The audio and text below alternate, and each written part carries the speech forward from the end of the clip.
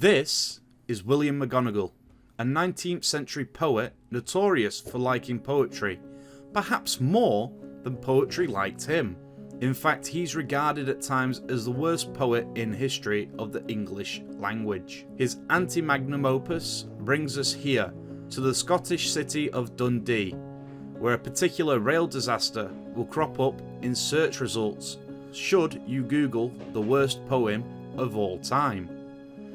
I am of course talking about the Tay Bridge disaster, a catastrophe that occurred on the 28th of December 1879, seeing the untimely end to the lives of at least 59 people, with estimates going so far as 75, as the bridge's structure failed and a train crossing the river plummeted into the Tay, killing all aboard.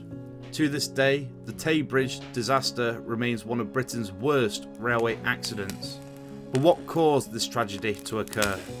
Hello everybody, my name's Connor Jones and welcome to Decades. To get to the bottom of this, we'll first need to head to the beautiful, magical land of Scotland and start at the very beginning.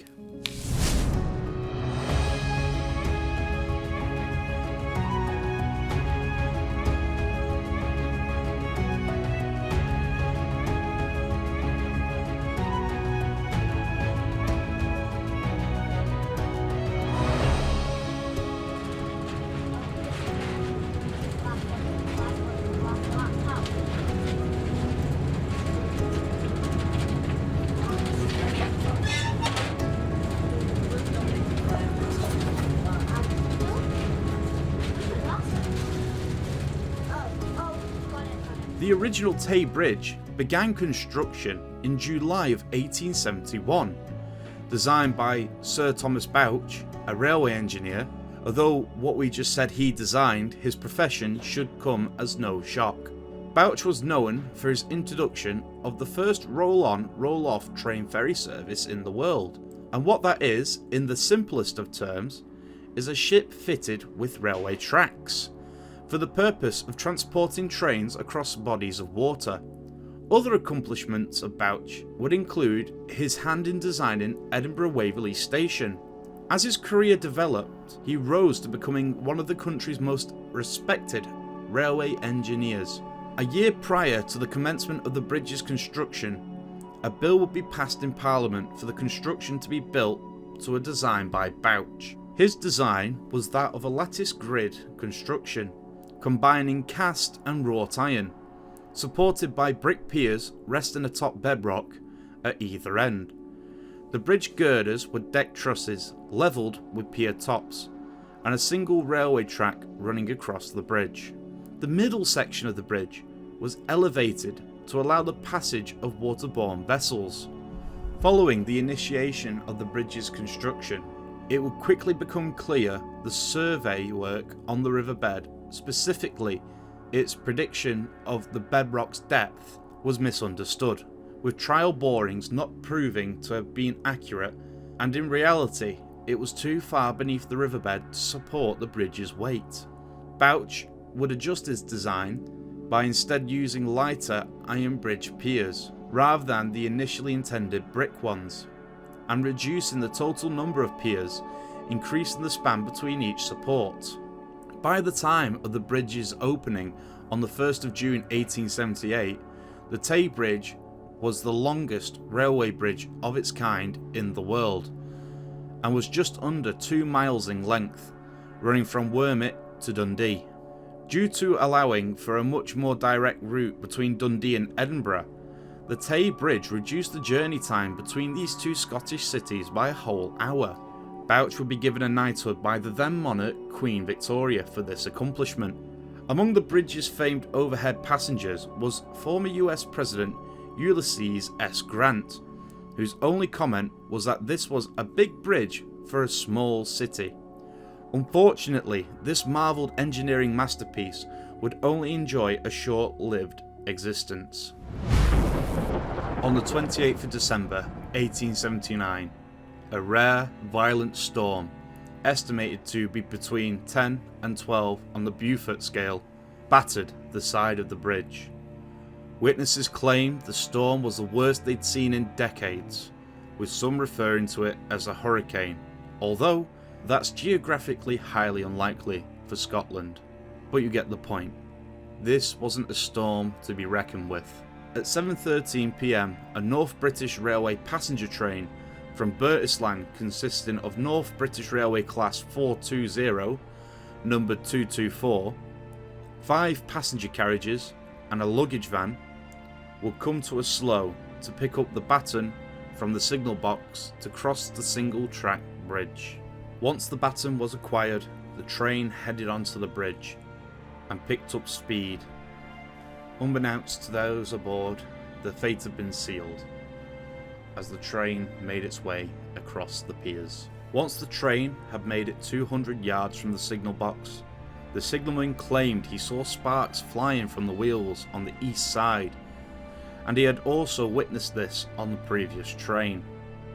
Sparks would continue for up to 3 minutes until the train was in the high girders, at which point the signalman claimed there was a sudden bright flash of light followed by instant total darkness, with the tail lamp of the train, the sparks and the flash of light all disappearing simultaneously. In disbelief and unsure of what exactly he had just witnessed, the signalman had just partially observed from his obscured view the collapse of the Tay Bridge's high girders, taking the train and all souls aboard with it, plummeting into the black abyss of the river below.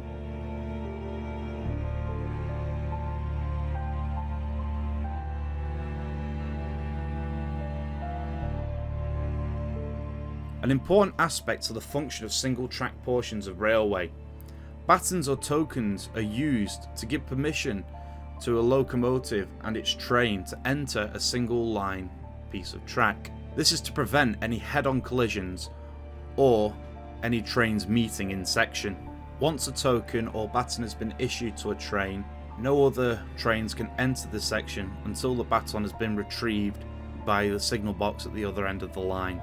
It was hard to tell that something was wrong until the train failed to appear at the other side of the bridge, and communication between the two signal boxes would have been cut off, with the cables also crossing the now disconnected bridge. When the news of the missing train reached Dundee's engine sheds, a locomotive foreman named James Roberts volunteered to cross the 88-foot high bridge to investigate.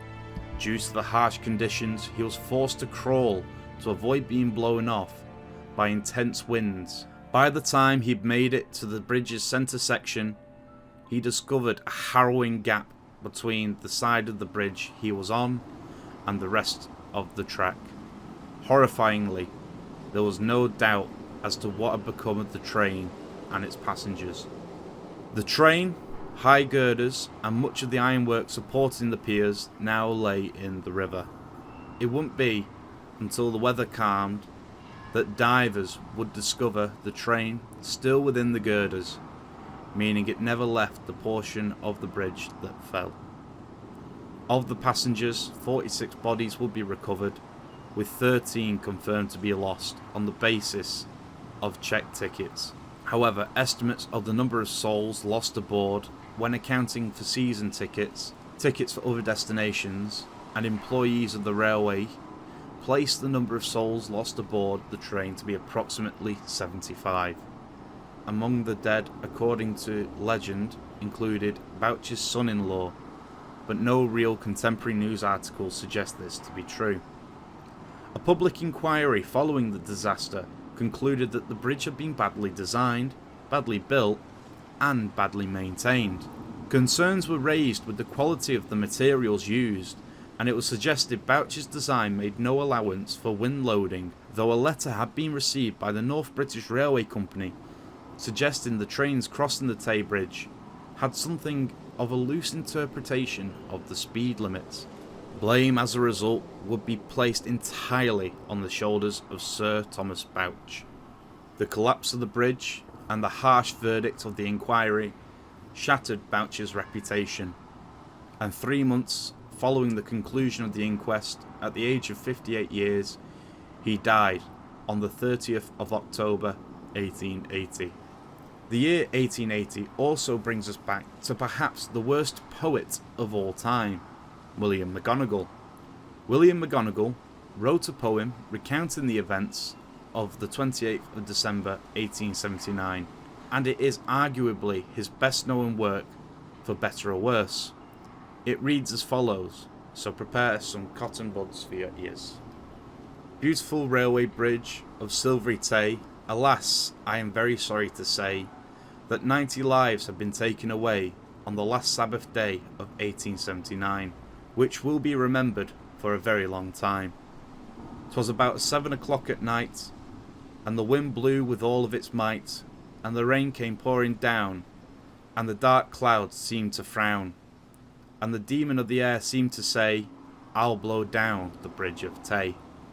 When the train left Edinburgh, the passengers' hearts were light and felt no sorrow, but the Boris blew a terrific gale, which made their hearts for to quail, and many of the passengers with fear did say, I hope God will send us safe across the bridge of Tay. But when the train came near to Wormit Bay, Boris he did loud and angry bray, and shook the central girders of the bridge of Tay on the last Sabbath day of 1879, which will be remembered for a very long time. So the train sped on with all of its might, and bonny Dundee soon hove in sight, and the passengers' heart felt light, thinking they would enjoy themselves on the new year with friends at home they loved most dear, and wished them a happy new year. So the train moved slowly along the bridge of Tay until it was about midway. Then the central girders with a crash gave way, and down went the train and the passengers into the Tay. The storm fiended did loudly bray, because 90 lives had been taken away on the last Sabbath day of 1879, which will be remembered for a very long time. As soon as the catastrophe became to known, the alarm from mouth to mouth was blown, and the cry rang out all over the town, good heavens, the Tay Bridge is blown down.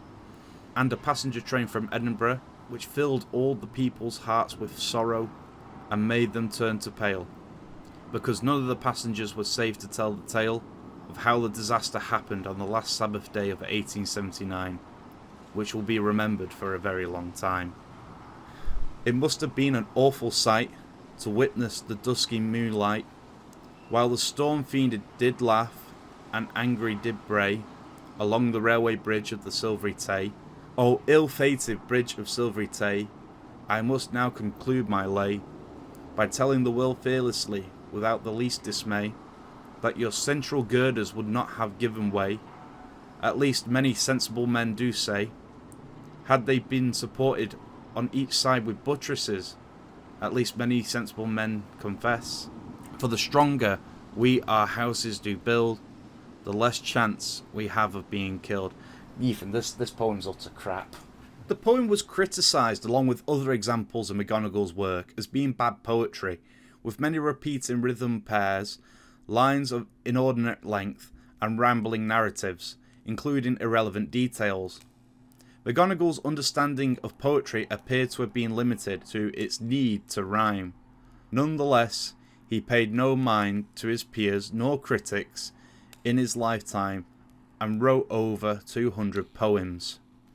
That's when people don't get the message.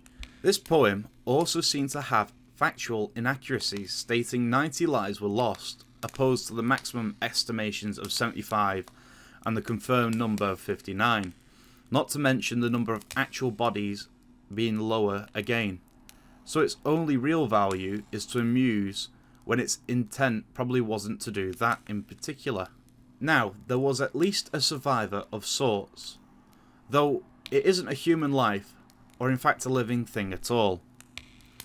The North British Railway Class 420, numbered 224, involved in the wreck, will be pulled from the Firth of Tay in 1880, and subsequently rebuilt, returning to service and garnering the nickname the Diver, as a nod to this fateful crossing. Superstitious engine crews were known to refuse to take number 224 across the second Tay Bridge that was built to a new design in 1887. However, it would cross the new bridge on the 28th of December 1908, 29 years to the day following the disaster. The diver would see use until as late as 1919, when it was withdrawn from service, after which point it was likely scrapped, with the only knowing surviving piece of the locomotive being the tender number plate, which is currently preserved at Selkirk Museum in Scotland. The new Tay Bridge still carries trains over its length to this day, with the foundations of the original Tay Bridge's piers being visible at low tide, a staunch reminder to this day. So that brings us to the end of the story for the Tay Bridge. If you've managed to stick around this long, please consider dropping us a like and a subscribe, and I do hope we'll see you in the next one. See you later.